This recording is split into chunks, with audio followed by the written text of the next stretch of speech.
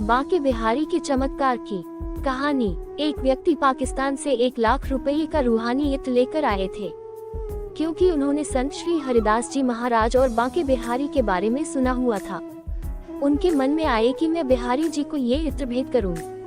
इस इत्र की खासियत ये होती है कि अगर बोतल को उल्टा कर देंगे तो भी इत्र धीरे धीरे गिरेगा और इसकी खुशबू लाजवाब होती है। ये व्यक्ति वृंदावन पहुंचा। उस समय संत जी एक भाव में डूबे हुए थे।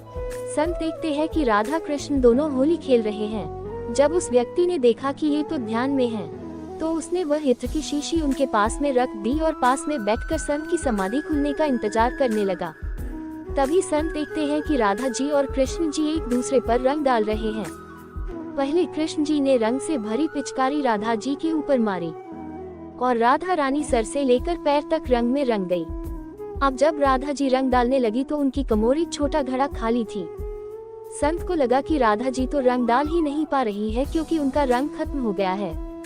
तभी संत ने तुरंत वह इत्र की शीशी खोली और राधा जी की कमोरी में डाल दी और तुरंत राधा जी ने कृष्ण जी पर रंग डाल दिया। हरिदास जी ने सांसारिक दृष्टि में वो इत्र भले ही रेत में डाला, लेकिन आध्यात्मिक दृष्टि में वो राधा रानी की कमोरी में डाला। उस भक्त ने देखा कि इन संत ने सारा इत्र जमीन पर गिरा दिया। उसने सोचा, मैं इतने दूर से इतना महंगा इत्र लेकर आया था, पर इन्होंने तो इसे बिना देखे ही सारा का सारा रेत में गिरा दिया।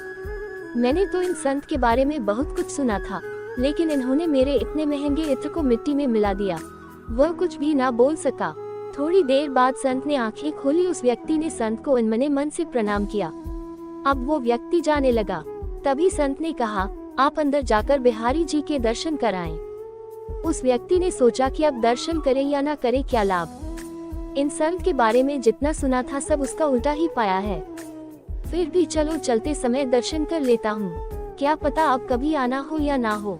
ऐसा सोचकर वह व्यक्ति बांके बिहारी के मंदिर में अंदर गया तो क्या देखता है कि सारे मंदिर में वही इत्र महक रहा है। और जब उसने बिहारी जी को देखा तो उसे बड़ा आश्चर्य हुआ। बिहारी जी सिर से लेकर पैर तक इत्र में नहाए हुए थे। उसकी आंखों से प्रेम के आंसू बहने लगे और वह सारी लीला समझ गया। तुरंत बाहर आकर संत के चरणों में गिर पड़ा और उन्हें बार बार प्रणाम करने लगा और कहता है, संत जी मुझे माफ कर दीजिए, मैंने आप पर अविश्वास दिखाया। संत ने उसे माफ कर दिया और कहा कि भैया, तुम भगवान को भी सांसारिक दृष्टि से देखते हो, लेकिन मैं संसार को भी आध्यात्मिक दृष्टि से देखता हूँ। बोलिए बांके बिहारी लाल की जय।